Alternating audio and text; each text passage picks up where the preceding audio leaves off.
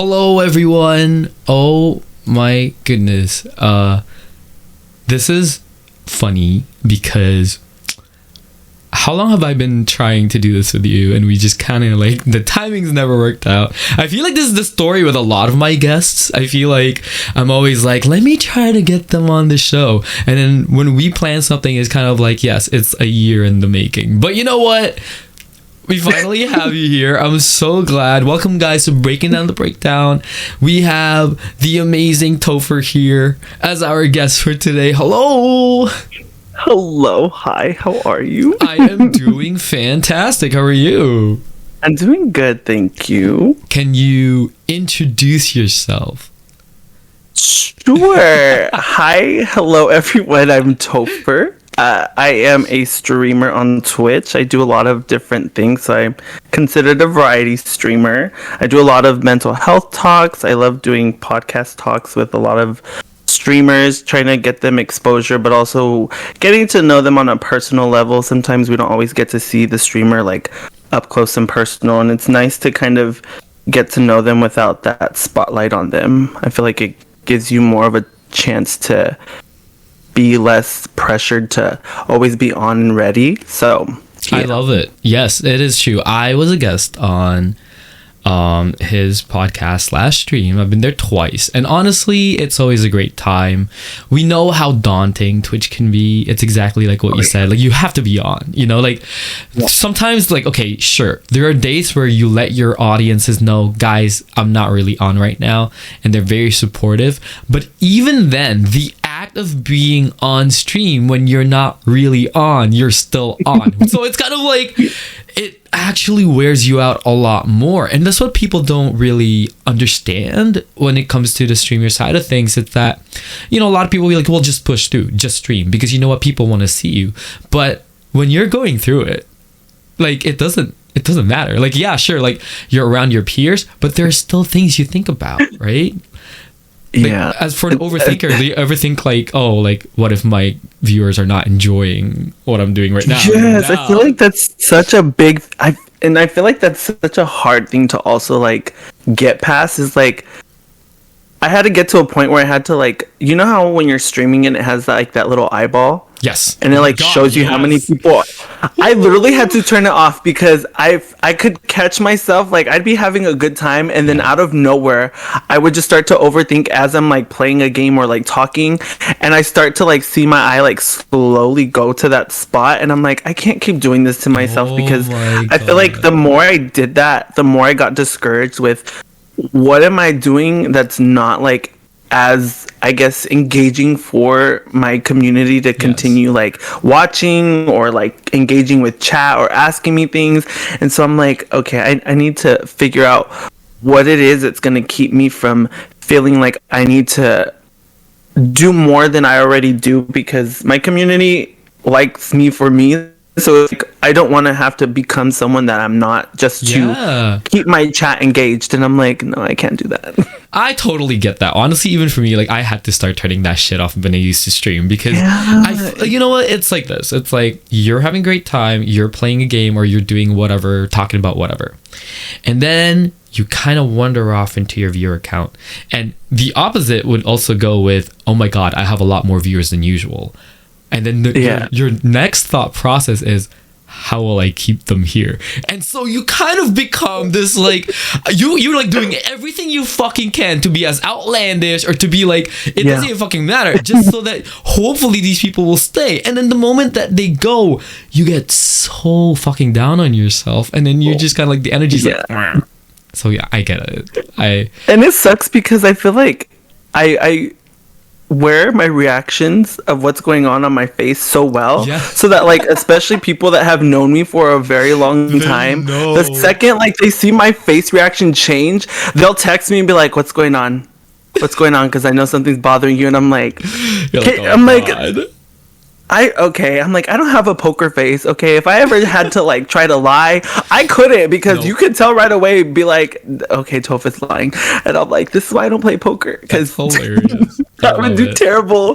But it sucks, because like, let's say I'm like in the zone and I'm having a great time, and the second that like bothers me, it's like my confidence and my energy just drops. Yes. And there's like a shift, and so everyone's like, everyone knows. Are you okay? They feel it. They're just kind of like, you're not as talkative. I'm like, don't ask me that. I'm live. Yeah.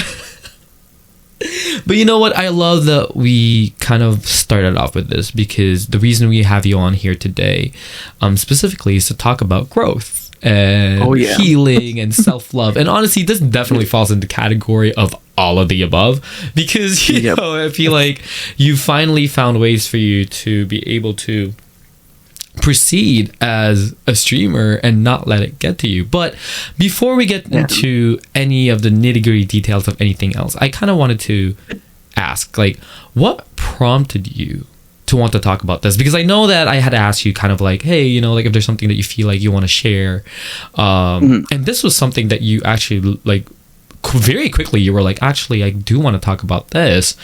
And I do just want to ask, like, what prompted you to want to kind of share this side?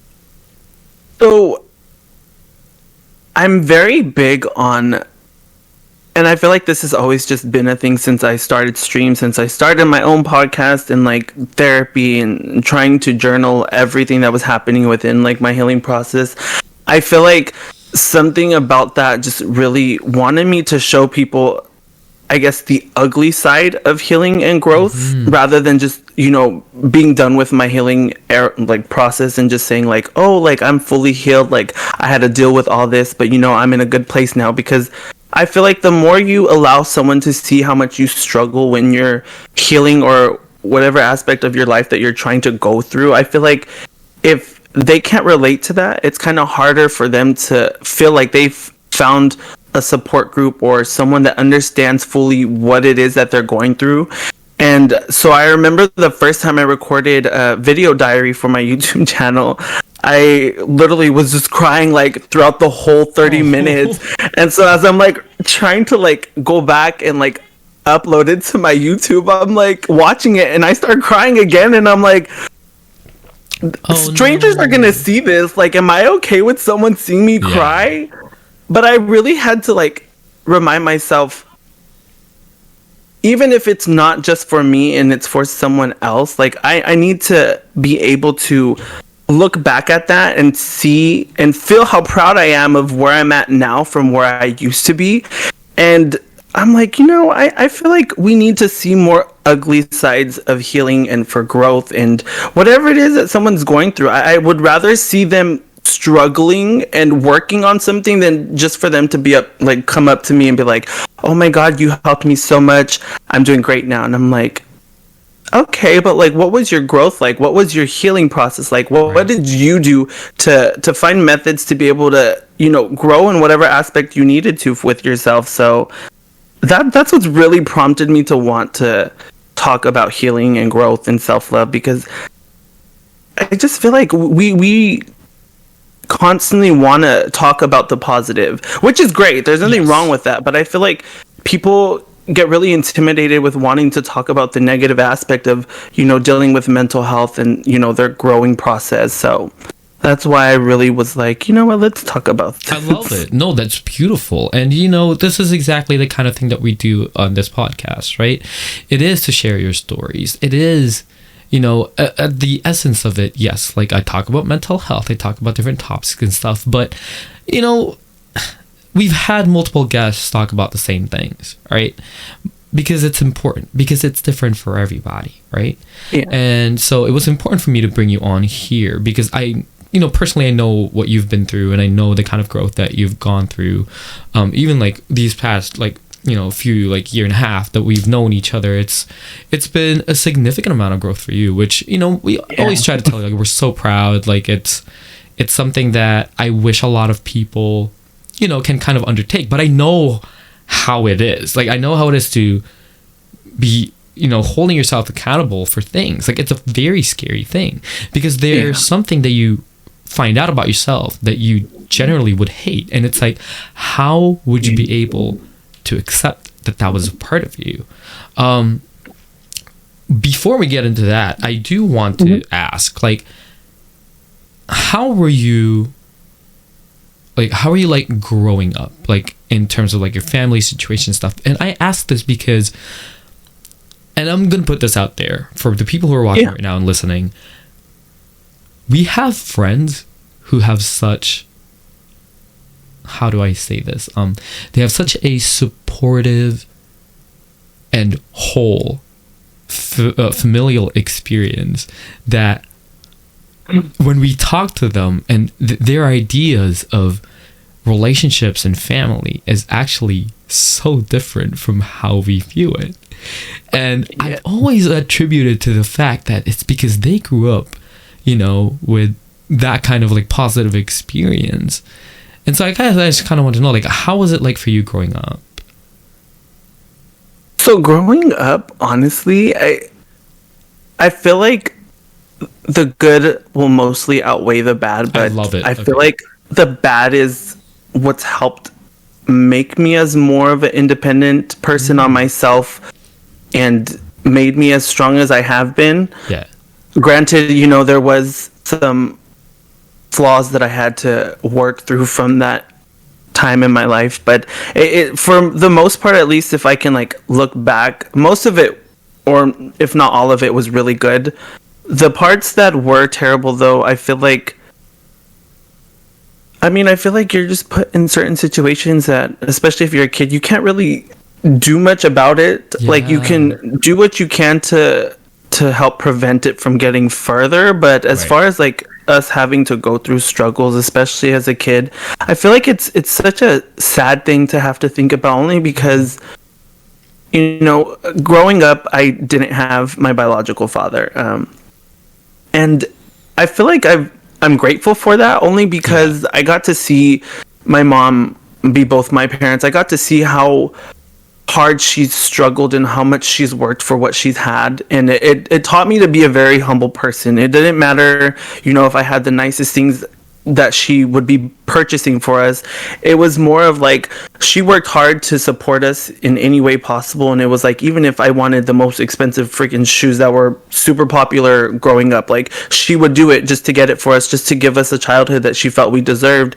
And I feel like that's really shaped my mentality when it comes to even just me wanting to work hard for things that I can feel proud of. And so it's been a bit of a struggle. You know, growing up without a father isn't always an easy thing, especially when it comes to examples that you are getting ingrained in your head, and it makes it really difficult to want to, I guess, find or search for that specific thing that's missing in your life. Right. And, you know, having my first stepfather, it wasn't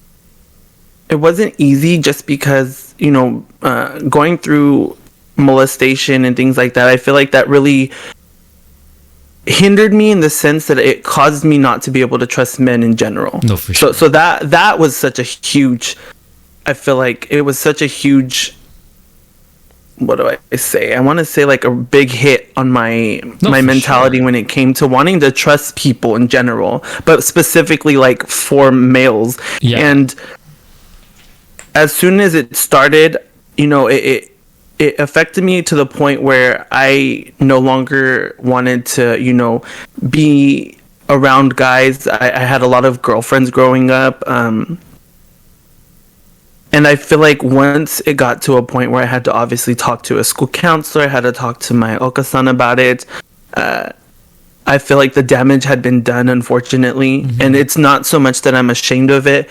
It's more of, it taught me where I needed to go and find the root of why I was having such a hard time trusting people. Yes. And I feel like it's gotten better, but it's still something that I feel I'm very cautious and wary about, even if it's someone that I'm trying to get close to, as far as like a friend or, you know, a significant other. I feel like that, on top of, you know, going through relationships and being cheated on, most of them, I feel like it's really affected me to the point where now I feel like I'm starting over when it comes to learning how to trust people. And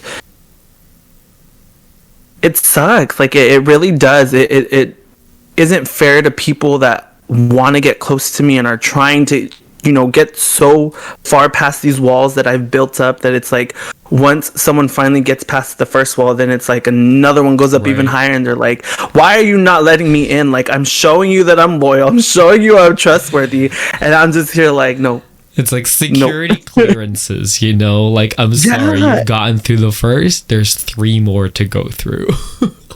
It's like, and it's so weird because certain people, it's like I have these walls up, and then out of nowhere they just come in with a wrecking ball, and it's like they're all gone, and I'm like, the hell is how the fuck you do that? I'm like I can use him as an example because I love him to death. Harry, I was not expecting to get close to Harry that way, and like when I first talked to him, like I was like, he seems cool, he seems chill. I was, I'm gay, so of course I'm gonna automatically be like, he's handsome, like he's good looking, like good for him. And it's so weird because like after a while, it started becoming a very big routine in my day where I would speak to him maybe for like an hour or two. We used to have this thing where I would call it washing dishes with Toph, and I would have my phone up while we're FaceTiming. I'd just be sitting there talking to him about everyday life, just washing my dishes. And I remember one day, and this was like maybe I want to say a little bit before I moved to Washington, I was sitting there and I asked him, I was like, what is it like loving me? And he was like, he's like, I just, he's like, this is going to be weird to say, but you're not someone that lets people in easily. He's like, and as much as it was a struggle trying to get as close to you as possible, he's like, the second you allowed me in completely, he is like, it's like, there's a side of you that no one will fully ever get to see unless they're that close. He's like, and I feel like it's just such a treasure to me. And I'm like, Biz, don't make me cry. Hello. So I'm like, you know me, I get emotional all the time. Yeah. And so the second I heard that, and he just told me that the other day again, and I was just like, okay. I love that. But, like, all right. Like, if I may, though, right? Like, first of all, ahead. Obviously, you've been through a lot. You've been through the whole shebang. Oh, yeah. And it is one of those situations that's very hard to kind of, like, let people in, And I find that people like you often would get judged over how you react to things or how you handle certain situations because these people don't know all the traumas and all of the events that had gone on in your life. And I think my question is, how are you able to handle that aspect of things when you are also busy trying to heal from the very things that are stemming from these things, right? Like it's I think for me, like being put in that situation is so challenging because I've seen it happen with people where they are doing the best for themselves to try and grow and be a better version of themselves. But here comes people who don't understand what they're going through, berating them and just kind of adding fuel to the fire that inadvertently it allows that other person to be like, you know what? Fuck it. Let me revert back to my old self. Let me give you your just desserts. Like it becomes like a cycle, a vicious cycle of vengeance for them to kind of like prove these motherfuckers wrong. And it derails them from that path of healing. And I think my question for you is, how are you able to notice that pattern? And because that's the one thing I noticed about you. Like some point, somewhere down the line, something clicked with you, and you were like, "I'm not doing this to myself anymore," and you were like, "I'm gonna fucking heal." Like, how did you do that? Honestly, this is gonna sound really bad, and it's something that I feel like I've appreciated being able to acknowledge.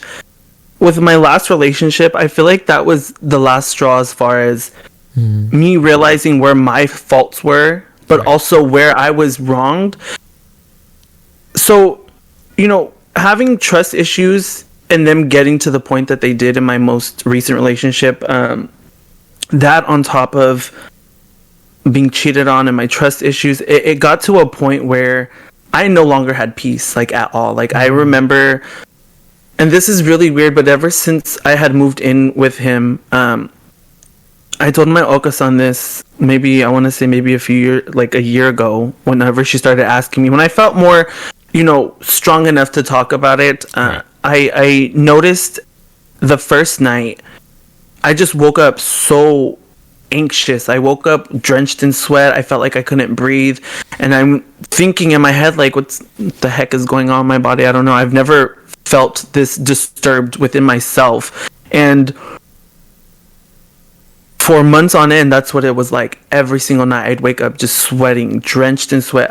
My heart was pounding. I felt like I needed to get up and go outside because I was suffocating. And later on, after I started going through therapy and I started realizing, where my trust issues had taken me to the point where I was crawling on the floor to go through my partner's phone just to give myself some affirmation or reassurance to calm my mind. And being someone who's automatically already an overthinker and anxious, on top of like having these fake scenarios in my head about what my partner's doing because of the things that he's caused, but also because of my past, it just got to a point where I just became this person that was so codependent. I would look in the mirror and I wouldn't even feel like myself anymore. I was not confident. I got to the point where when he would talk to me, I wouldn't even look him in the eyes, which is so weird for me because I'm such a big person on eye contact. And so being at a point where I was so submissive and I didn't really feel like myself, I had a moment after we had broken up. We were trying this thing where we were on and off again, and it got to a point where one day I remember I went through his phone for the very last time, and I knew what the consequences were going to be, but for myself, I wanted that answer, so I knew that I could basically slap myself and be like, I need you to wake up. Like, these rose-colored lenses are gone. Yeah. Like, this is going to be your wake-up call. And so the last time I had ever went through his social media, I knew his password because he does not change his password ever. And I wish him all the best. And I had asked him a question about someone he had unblocked when we were together. And I asked him, I said, have you talked to this person? Already knowing what they were talking about, they were sexting back and forth. He was sending him nudes. He was sending him videos. And I just wanted to see if he was going to lie to my face because he kept telling me, I love you. I would never do anything to hurt you. And so I'm like, okay, this is going to be the last straw. And so I asked him, he had came home for lunch to visit one last time. And I asked him, I said, have you talked to this person? Like, I saw that you're following them again. And he's like, I mean, no, like I added him and that was it. And I'm like, okay. And I don't know what it was, but there was just something in me in that moment that just switched. And I remember I had a conversation with myself that night after he left, because I had told him, I was like, well, after you're done, I was like, I'll just take a shower and you can go home if you want. He was like, okay, well, I was just going to go work a little bit longer and I'll talk to you later. And so I'm like, okay. And so as soon as he left the house, I was getting ready to shower and I just texted him. I said, I don't want nothing to do with you anymore. I don't want to speak to you. I heard that you're moving away. That's fine. I don't want anything to do with you anymore. And he was like, what do you mean? He's like, you've never told me this before. He's like, is something wrong? And I was like, no, I just don't feel like it's benefiting either one of us. And I don't feel like we need to continue. So I remember that night, because I was so distraught and I was just processing everything, especially the fact that he lied to my face. I remember I came to stay with my mom, and I remember I laid on the couch with her and I had my head in her lap and I just broke. I've never broken that much in front of her. And she's my parent, so of course her seeing this is gonna break her heart. And so she's just asking me like, what's going on? And I'm like, I just had a moment, and now I'm having this switch in my head that's like, okay, we're done. Like, we're not doing this anymore. Like, your worth is way more than this person is giving you. Why are you continuing to put up with it? You've had multiple people tell you, hey, what are you doing? Like, I wish you could see what you're trying to give to this man who does not deserve it. And he came over the next day and basically was like, oh, well, yeah, he did message me, but like, he just asked me how I was doing. And I'm like, looking at him like, God, you're lying again, but that's okay. And so I asked him, I said, can I see it then? If you have nothing to hide, can I see it? And he was just like, well, no, that's none of your business. But I'm telling you what we're talking about. And in my head, I'm like, right off. Oh, okay, so you're going to stick to this. God. That's fine. Okay. I'm like, you know what? I will respect that you want to stick to your story. I said, but I'm done with this. I'm not doing this anymore. And so from that moment on, I really told myself, we are a loving and loyal person. We don't deserve to be gaslit. We don't deserve to be treated the way that we've been treated after we have sacrificed a lot. Like, I literally moved out with this man 3 months after dating him. Basically told my mother, like, either you accept me for who I am or I'm not speaking to you again. Right. And I feel like that's helped our bond a lot. But it was in that moment that I told myself, I'm not doing this anymore. Like, I get where my faults were, and I get that, you know, snooping in my partner's phone, whatever it is that they're doing, I don't have the right to do that. I should be able to just trust my partner, and that's it. And if they do wrong, that's on them. That has nothing to do with me. And so from then on, I worked so hard to make sure that I was not going to ever be that person again. I don't ever want to go back to that person again. You know, when I start to feel like I can't trust someone, I have to remind myself, you know, it's okay to trust people. It's okay to allow people in. If someone were to take advantage of that, again, it's not on me. That is a reflection of who they are as a person. And so Right. I've done really well as far as keeping people close, but with an arm's length, like my therapist told me, just because he's like, you are now having to relearn how to let people in. He's like, trust is not something easy. It's like the second you start to let someone in, you still have that wall, but now you're removing spikes. You're removing whatever barricades you have to slowly let them in. He's like, and if you feel like they're going too fast, put a wall up just a little bit and see if they're worthy enough to get past that if they can. And so it's been a process. I mean, but it worked in your favor. And you know, did. I have to say this, right? Like, I get the sentiment of like not going through people's phones, you know, privacy whatsoever. Yeah. But I think what I hate the most is, number one, you had that suspicion, and deep down you kind of knew, right? Yeah. And it's one of those things where it's a very like hard place to be, because while even I don't advocate for those things, at the same time, I'm glad you did that. Because how long would that have been going on for you if you hadn't done that, you know? Because you're so stuck with the what ifs that you end up gaslighting yourself, saying, you know what, I'm just overthinking. You know what, these are just intrusive thoughts telling me negative things about my partner when I know that I can trust them. And I think this is why it is so important for people to see a therapist, not because of you, right, but because of him. People like him who are so broken beyond, you know, their own, like, what is the term I was looking for, like, beyond their own recognition, that they believe all the lies that they say, and when you catch them, they throw something back at you that you had done to catch them in it, and making it seem like it was all your fault. This is why I'm doing this, because I can't trust you. This is why I'm doing this, because I want to be with some... And it's kind of like, bitch, shut the fuck up for months, weeks, doesn't even matter, days, years. I've had your back. I've been good to you. And this is what you do. You know, it's not even like it's not an expectation thing. It's not a reciprocation thing. It's respect. Yep. That's it really is. And it's so weird because, and I feel like this is where now, whenever I look back, just to kind of not necessarily ponder or like sit with my past, but just to remind myself that I need to stick with my gut. So this is where I always tell myself, you know, it's like the saying says, fool me once, shame on you. Fool me twice, shame on me. Like, what the heck are you thinking? Yeah. So literally the day after he had just asked me out, he took me over to his best friend's house for 4th of July.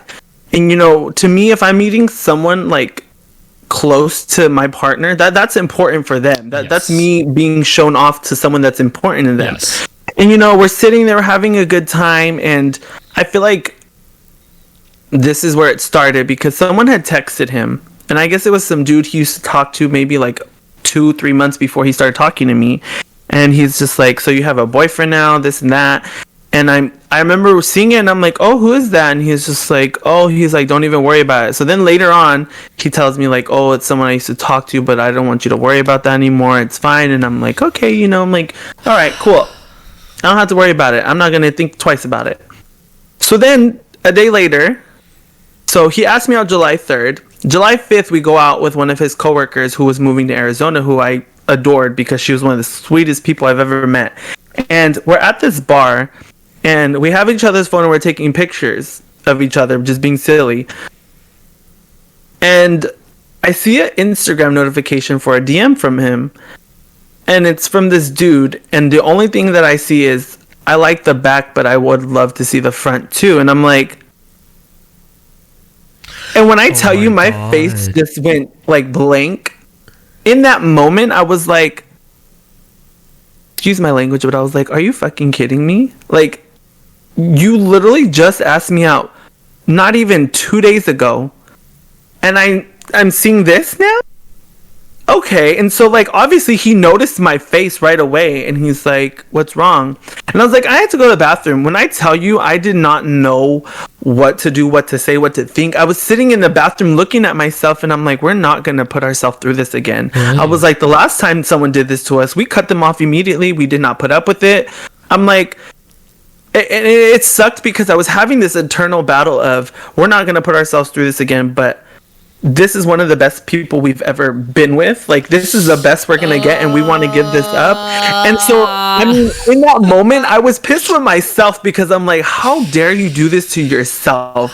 And so I remember that night, he spent the whole night apologizing. He was like, I'm sorry, I just don't know how to tell people no, this and that. And I'm like thinking in my head, when I look back now, I'm like, all those excuses when you could have just been real from the start. And that's fine. Like, if you were honest, at least I would have respected you more rather than just sit there and lie to my face. Yeah. And then when he actually did cheat, and it wasn't physical, but he still was on a dating app. He's still, talking to these people. I remember after that, he just kept pointing the blame. Like, I was unhappy and you knew this, And I'm like, when are you going to acknowledge where your faults are? Yep. I was not the one that downloaded this app, paid for this subscription, started matching and liking all these people. I am fucking dead. He did paid. That. He downloaded Match.com and he paid for this subscription. And the worst part about it is, this is the part that really set me off. And I'm, to this day, I feel like it still boils my blood a little bit. So when I caught him, you know how, you've had an iPhone, or someone that has an iPhone, right? I know someone has an iPhone, yes. So you know how when you're closing your apps, they stay up still. Yes. If you don't close them. Yeah. So that is how I found it. I was closing his apps for him because he used to he forgot to do a lot of things. And so I was there being a dumbass, like, let me just close all your apps. The second I saw his app store open, it was like on the app, and it was like Match.com. And I'm like, the fuck is he looking at Match.com? And so I click it. I see that it says open, and I'm like, okay. So I go and click and open it. When I open it, I just see all these dudes that he's matched with. I see his profile. He's saying he's looking for something meaningful and real. When I tell you, I woke him up. In those 2 seconds, I shook him. I shook him like crazy, and I said, what the fuck is this? And he's like, what are you talking about? He's half awake. And he's like, what are you talking about? I was like, why the fuck do you have Match.com on your phone? You literally just texted me while I was at work, not even more than 5 hours ago, saying how you appreciated all my best friends, saying that you make me so happy, that you could tell I'm so in love. What the fuck is this? And so he's just going into this rant of, I don't know what you're talking about, that's been old, blah, blah, blah. And I'm like, it literally shows you just paid for the subscription tonight before you got to the party. Like, what are you talking about? And so I leave the room because I'm panicking at this point, and I'm like, okay, the first incident, he wasn't doing nothing. Now he's actually on this app. He's on this app for no reason when he's in a relationship. He's paid for a subscription. Are you fucking kidding me right now? And so I go back into the room, and so I grab his phone, and I'm like, I want to know why you're on this app. And he was like, what app? What are you talking about? He deleted it from his phone to gaslight me and make me think that I was crazy. When I tell you, Steven, I've never been more livid.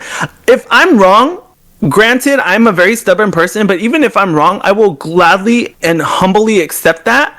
But when you try to make me seem like I'm crazy, that is going to set me off, because I know what I saw and I'm not stupid. And I looked at him, I said, how fucking dare you sit here and lie and try to make me think that I'm crazy when I just saw this app? You just paid for the subscription. I was like, so if I go to your general in your settings on your phone and I go to subscriptions and I see Match.com, you're going to tell me that I'm crazy? And the second I said that, he's like, I'm sorry, I was so unhappy, like, you've known this, blah, blah, blah. And I'm like, no. I said, you don't get to sit here, first of all, and say you're sorry. Second of all, you don't get to sit here and say you weren't happy when you just tried to make me feel like I was crazy and in the wrong when you fucking deleted the app. I said, how fucking dare you, after all of the things that you've claimed you were sorry for, and you said you were working on this and how much you love me. I said, you don't love me.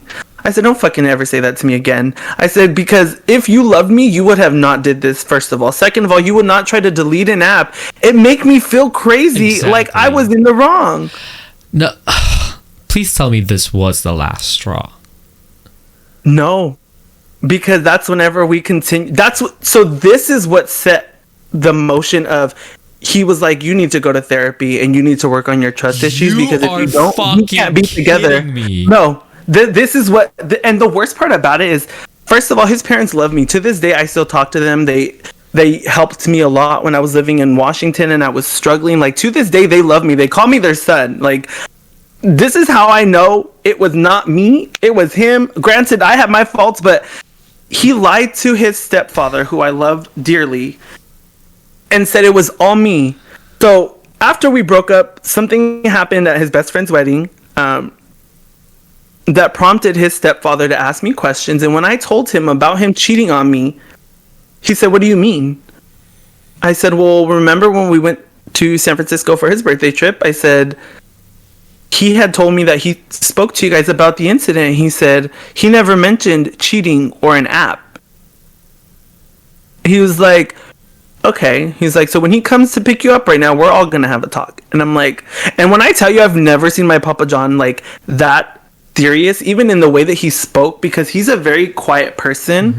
But when I heard like his tone, I'm like, okay, so he had no idea about this. Got it. And so my ex is thinking like he's already pissed off at me because of the night before. So when he walks in, he's expecting me to just get up so we can go. And the second he walks in, his stepfather's like, sit down. And he looks at him like, I'm the one that's gonna be scolded right now. Like, do you not know what Christopher just did last night?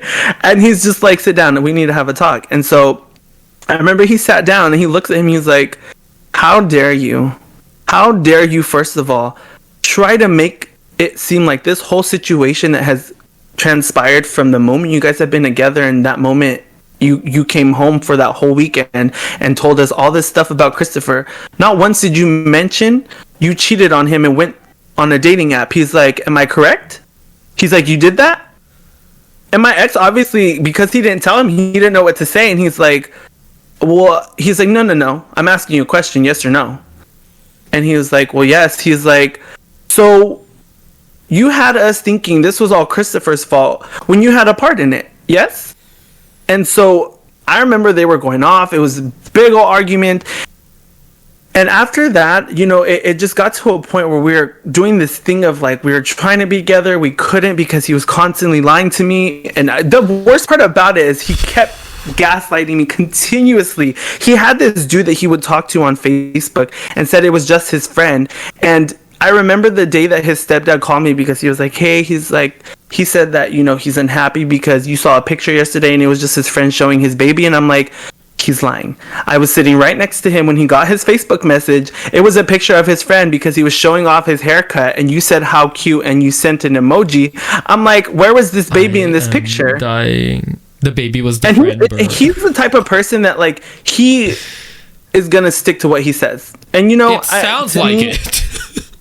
I've never been one to tell someone you have to go to therapy, you got to work on this, because that's not my place. No. Everyone is on their own journey, and however long it takes for you to decide you want to work on yourself and grow, that's on you. That's not my responsibility. Right.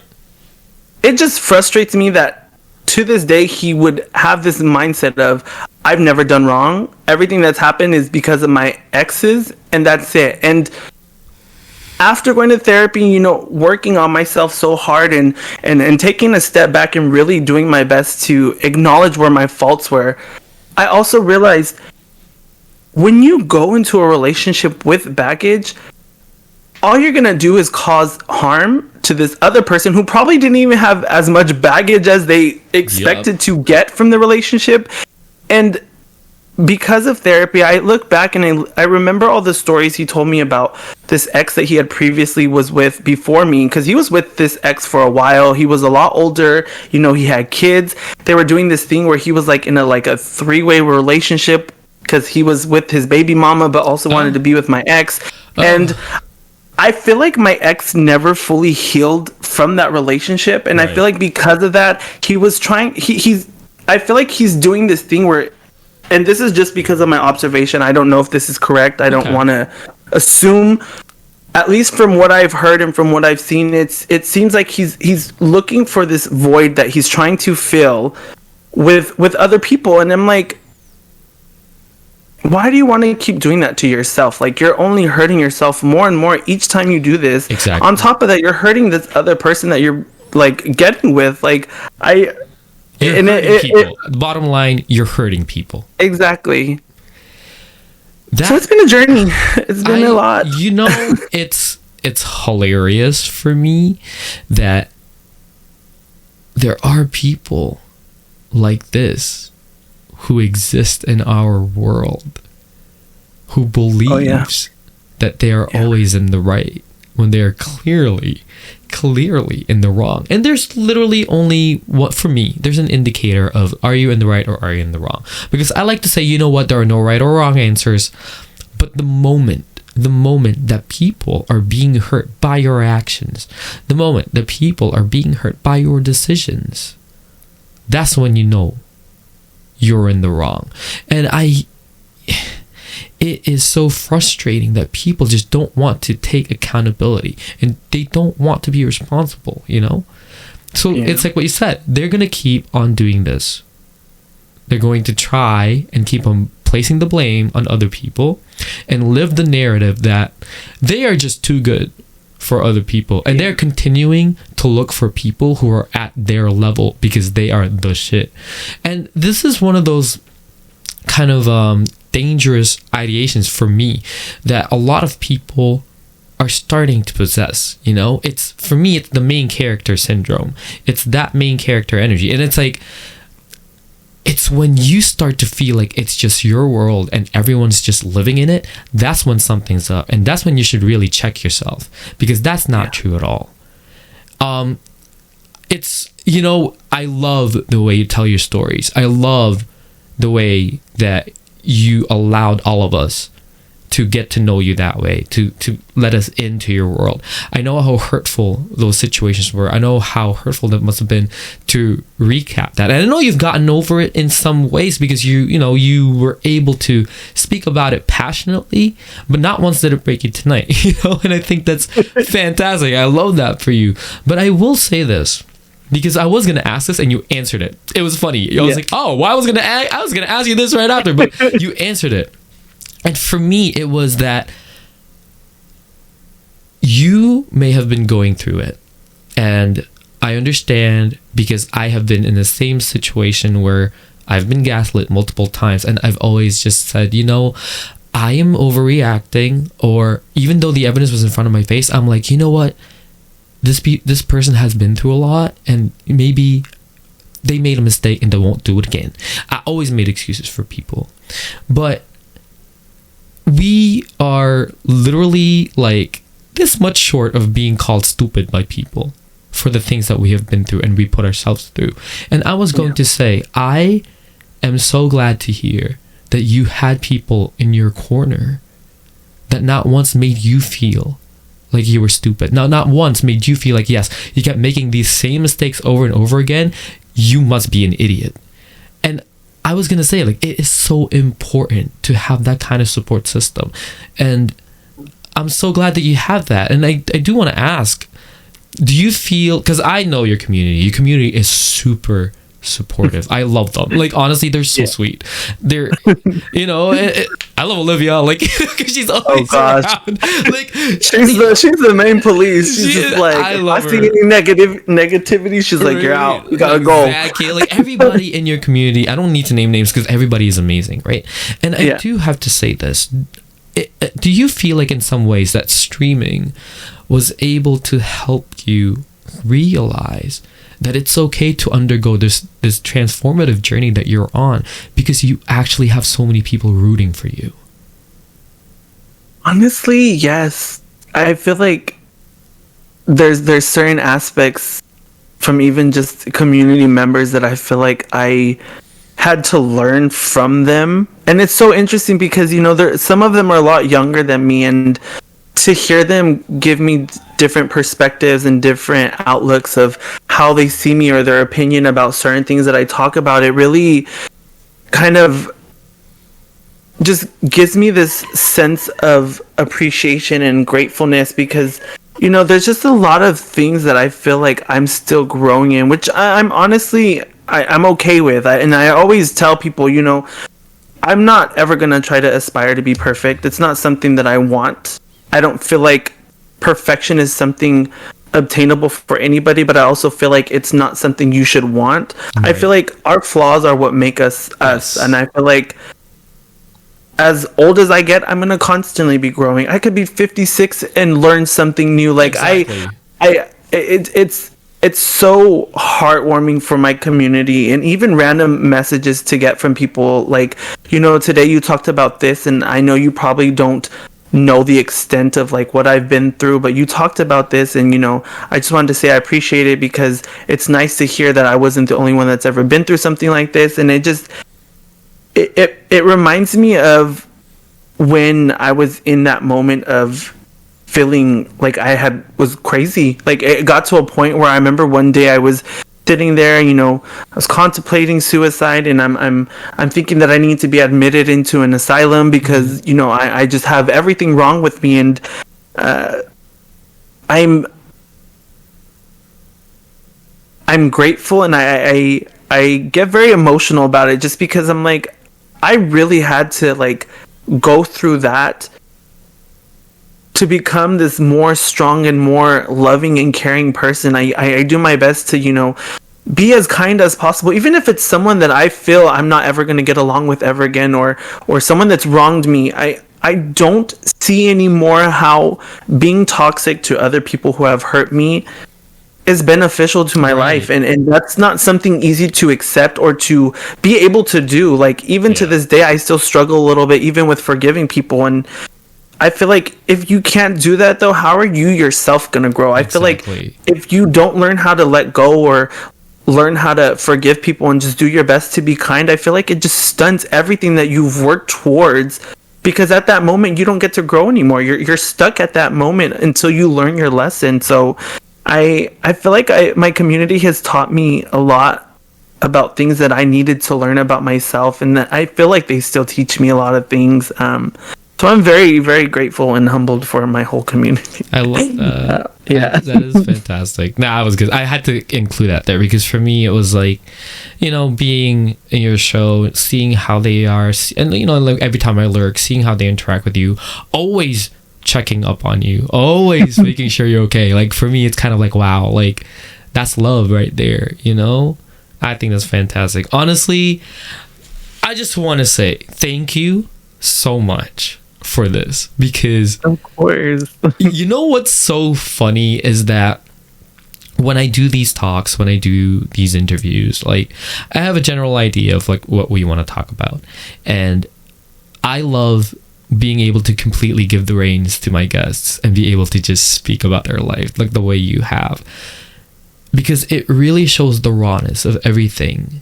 And if there's one thing that you guys can take away from this talk, podcast listeners and viewers, I really hope it's this for me. There's a lot to take away from this, but for me, it's for you to be able to tell your story unfiltered, for you to be able to show your vulnerabilities, right? Your mistakes that you were constantly making at the time.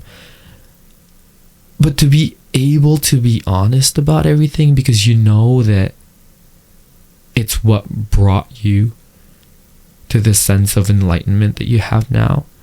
I think it's so beautiful, and I really hope that everybody else out there, gets the same kind of courage that you do. If you guys find yourselves in a similar situation right now, know this. Even if you keep on making the same mistakes and taking that person back, you're going to be okay one day.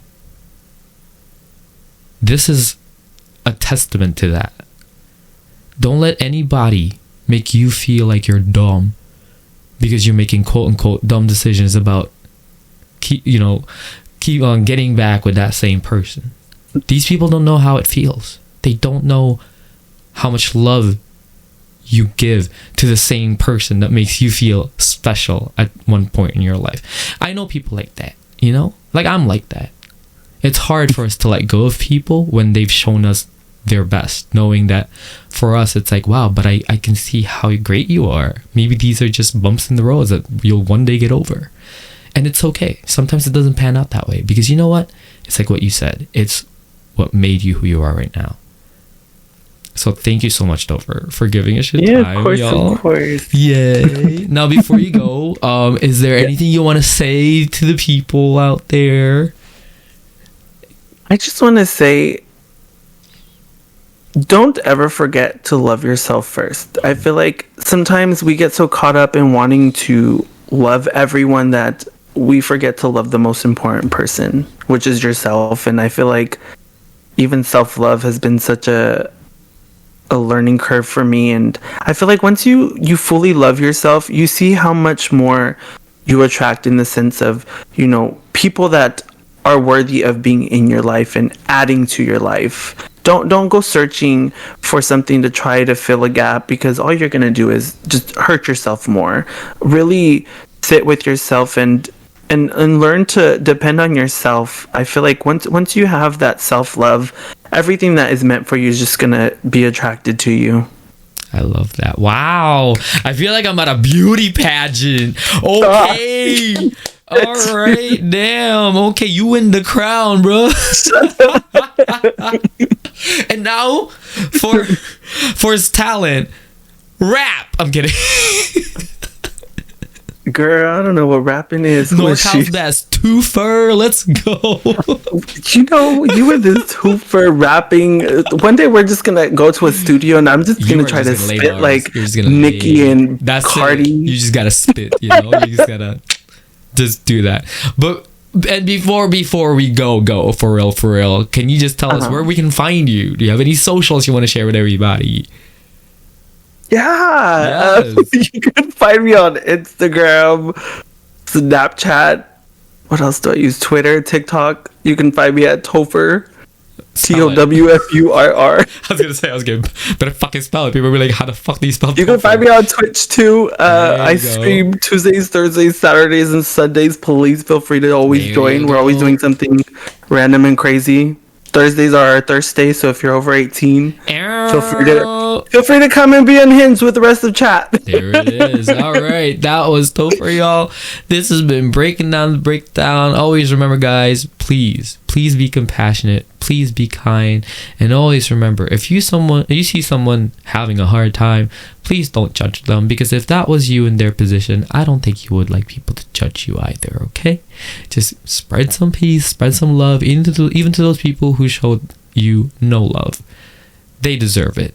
It is a reflection of themselves. It is a reflection of how they feel about themselves.